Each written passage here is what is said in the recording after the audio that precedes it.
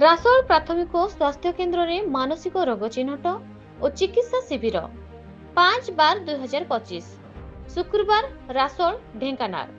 आज राज्य सरकार स्वास्थ्य और परिवार कल्याण विभाग ढेंकानाल तरफ गोष्ठी स्वास्थ्य केन्द्र खजुरियाकटा सौजन्यतारी रासोल प्राथमिक स्वास्थ्य केन्द्र ठारे स्वास्थ्य केन्द्र भारप्राप्त अधिकारी डाक्तर प्रियदर्शनी रोजालिन विश्वाल तत्वावधान मानसिक रोग चिन्हट और चिकित्सा शिविर अनुष्ठित हो जाइछि। आंचलिक स्तर में आशाकर्मी मानक सहायता रे मानसिक रोगी माने अभिभावक मानक सहित डाक्तरखाना को आसी निजर स्वास्थ्य परीक्षा करने सहित आवश्यक स्थले डाक्तरंकर परामर्श और औषध प्राप्त करछन्ति। ढेंकानाल जिला मुख्य चिकित्सालय district public health officer doctor Swapan Kumar Mohanty, clinical psychologist doctor Somali Sahu और सहायता टीम द्वारा रोगी चिन्हट और रोग निराकरण संबंध में आवश्यक उपदेश तथा शोषण प्रदान करा जायतिला। आंचलिक स्तर में राज्य सरकार एकादृश्य प्रयास निहाती मानसिक रोग निराकरण पाई एक उचित पदक्षेप बोली जनसाधारण मत व्यक्त करने सहित स्वागत करछन्ति। हिंदोलरू रंगाधर साहू को रिपोर्ट न्यूज ओडिशा टीवी।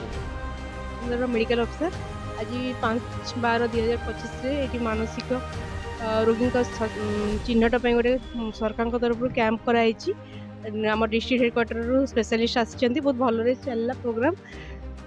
लोक मैंने बहुत उपकृत पाइले, बहुत जन पेशेंट मेडिसिन भी भल ने मासक कि 2-4 मास एमती गोटे गोटे कैंप हेले पाखापाखि अंचल लोक बहुत उपकृत हुए जो मैंने जापार दूर रोचे ढेंकानाल सुविधा हुआ लोकों।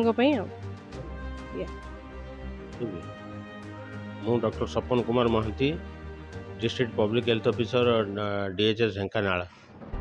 आज आम जो आसीलु ये गोटे मानसिक रोगी मान गोटे परीक्षा शिविर करा स्क्रीनिंग करा कौन कौ प्रकार मानसिक रोग अच्छी तार चिकित्सा हो पार से औषध पत्र आम देलु काउनसेलिंग कलु एवं या द्वारा लोक केमती उपकृत हे। तेणु आज रासोल ठाकू आम पहुँचीचु। अलग स्क्रीनिंग कैंप भी आमर अच्छी आहरी 8टी स्क्रीनिंग कैंप हम आमर। तेणु आम प्लां कर सारी विभिन्न सीएससी अंडर आम पेरीफेरी को जाइकी माने गाँ गहल अंचल को जाइए करूँ लोक केमती सहज उपकृत हे, औषध पत्र केमती पाइबे एवं सुस्थ रे मानसिक रोगी मैंने से चेष्टा आम ये सब कैंप आयोजन करछु।